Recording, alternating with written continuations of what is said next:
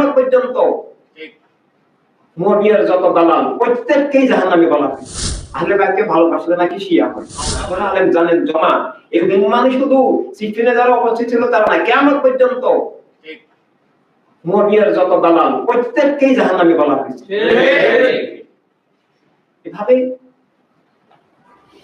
এই সিফিনে এরা এভাবে মাওলানার বিরুদ্ধে যুদ্ধ করে খেলাফত উৎখাত অর্থাৎ ইসলামকে দখল, রাষ্ট্রকে দখল, আসলে ইসলামকে হত্যা করে ভুয়া ইসলাম কায়েম, ইসলামকে দখল মানে ইসলামের নাম ছিনতাই করা, এভাবে একটা চক্র গড়ে উঠছে। সেই চক্রটা বর্তমানে কায়েম আছে। এক নম্বরে কায়েম আছে আহলে সুন্নাত ওয়াল জামাত, এই মুবারক পবিত্র নামে এই নামে ধোঁকা দিচ্ছে এবং ওরা সংজ্ঞা তৈরি করছে যে যে 72টা বাতিল ফেরকা হবে আর একটা হক ফেরকা 73টা।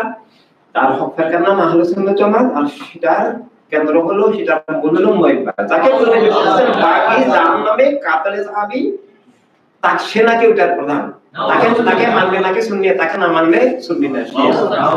এটা হলো সুন্নি শিয়ার সংজ্ঞা। আহলে বাইতকে ভালোবাসলে নাকি শিয়া হয়, বলে আমরা অবশ্যই শিয়া হতে হবে।